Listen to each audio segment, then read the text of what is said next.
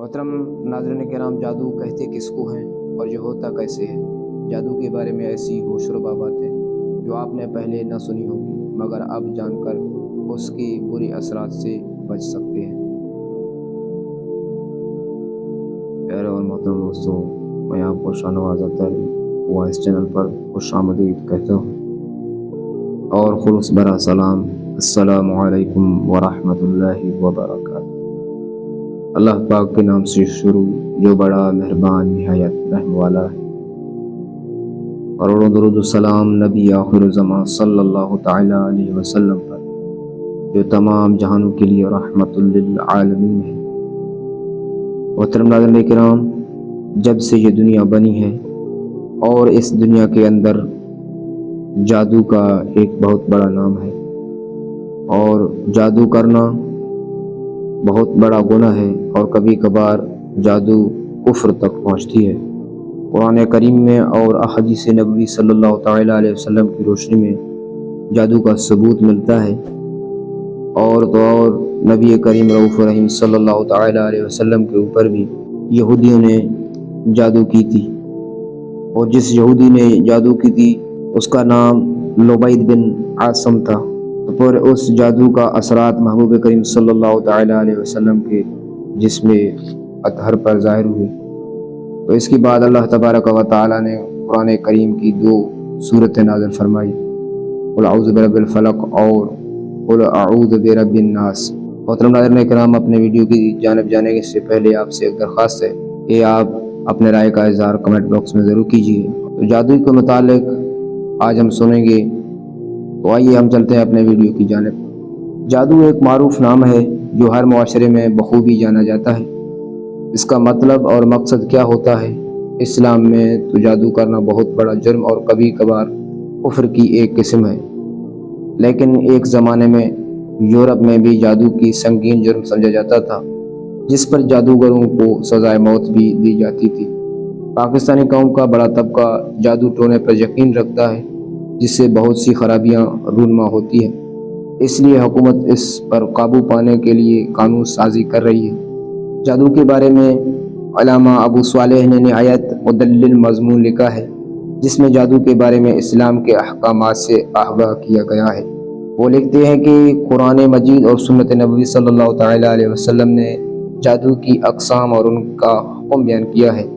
जादू को जादू इसलिए कहा जाता है कि उसके असबाब मख्फी यानी छुपे हुए होते हैं, और इसलिए कि जादूगर ऐसी पोशीदा अशिया से काम लेते हैं जिनकी बिना पर लोगों पर ख्यालो असर और अमलो हकीकत को छुपाने और उनकी आंखों में धूल झोंकने में कामयाब हो सके, इन्हें नुकसान पहुंचाकर उनके माल वगैरह को छीन सकें। वो ऐसे तरीके इस्तेमाल करते हैं जो कि आम तौर पर समझ में नहीं आ सकते, और इसीलिए रात के आखिरी हिस्से को सहर कहते हैं, क्योंकि इसमें लोग गफलत में और हरकत में कमी होती है। और फेफड़ों को भी सहर कहते हैं क्योंकि ये जिस्म के अंदर छुपा हुआ होता है। इसका शरई तौर पर मानी यह है कि जो जादूगर लोगों पर गलत मलत करते हैं और उन्हें तख़य्युल पेश करते हैं, तो उसे देखने वाले हकीकत तस्वुर करते हैं, हालांकि इसका हकीकत से कोई ताल्लुक़ नहीं होता। जैसा कि अल्लाह तबारक व तआला ने इरशाद फरमाया कि कहने लगे कि ऐ मूसा, या तो तू पहले डाल या हम पहले डालने वाले बन जाएं। जवाब दिया कि नहीं, तुम ही पहले डालो। अब तो मूसा अलैहिस्सलातु वस्सलाम को ये ख्याल गुजरने लगा कि उनकी रस्सियाँ और लकड़ियाँ उनके जादू के जोर से भाग दौड़ रही थी। बस मूसा ने अपने दिल में डर महसूस किया। हमने फरमाया कि खौफ न कर, यकीनन तू ही गालिब और बरतर रहेगा, और तेरे दाएं हाथ में जो है उसे डाल कि उनके तमाम कारीगरी को निगल लेगा। उन्होंने जो कुछ बनाया है सिर्फ ये जादू के जोर है और जादू के करतब हैं, और जादूगर कहीं से भी कामयाब नहीं होता। बाज़ औक़ात जादूगर ऐसी गिरहें लगाकर जादू करते हैं कि इन गिरोहों में फूंके मारते हैं, जैसा कि अल्लाह तबारक व तआला ने इरशाद फरमाया, और गिरहें लगाकर उनमें फूंक मारने वालियों की शर से। जादूगर कभी दूसरे अमाल के साथ जादू करते हैं जिन तक पहुँचने के लिए शैतानों का रास्ता इख्तियार करते हैं, और ऐसा अमल करते हैं कि जिनसे इंसान की अक़ल में तग़य्युर आ जाता है, और बाज़ औक़ात ये अमल मर्ज़ का बाइस भी बनता है, या फिर बाज़ औक़ात ख़ावंद और बीवी के दरमियान जुदाई का सबब भी बनता है, जिसकी बिना पर اس کی بیوی اس کے سامنے قبیح شکل ہو جاتی ہے جس سے وہ اسے ناپسند کرنا شروع کر دیتا ہے، اور اسی طرح بیوی کے ساتھ بھی جادوگر یہی عمل کرتا ہے، وہ اپنے خامد سے نفرت اور بغض کرنے لگتی ہے۔ یہ عمل نص قرآنی کے مطابق صریحاً کفر ہے، جیسا کہ اللہ تبارک و تعالیٰ نے فرمایا، اور اس چیز کے پیچھے لگ گئے جیسے شیطان سلیمان علیہ السلام کی حکومت میں پڑھتے تھے۔ سلیمان علیہ السلام نے تو کفر نہیں کیا، لیکن شیطانوں نے کفر کیا تھا، وہ لوگوں کو جادو سکھاتے تھے۔ اللہ تعالیٰ نے ان کا کفر بیان کیا کہ وہ لوگوں کو جادو سکھاتے تھے، اور اس کے بعد اللہ تعالیٰ نے ارشاد فرمایا کہ اور بابل میں ہاروت اور ماروت دو فرشتوں پر جو اتارا تھا، وہ دونوں بھی کسی شخص کو اس وقت تک نہیں سکھاتے تھے جب تک یہ نہ کہہ دے کہ ہم تو ایک آزمائش ہیں، تو کفر نہ کر۔ اللہ تعالیٰ نے فرمایا کہ پھر لوگ اس سے وہ سیکھتے جس سے خاوند اور بیوی کے درمیان جدائی ڈال دے، اور دراصل وہ اللہ تعالیٰ کی مرضی کے بغیر کسی کو کوئی نقصان نہیں پہنچا سکتے۔ یعنی یہ جادو اور جو اس سے شر واقع ہو رہا ہے، تو یہ سب اللہ تعالیٰ کی تقدیر مسبق ہے اور اس کا مشیت سے ہے۔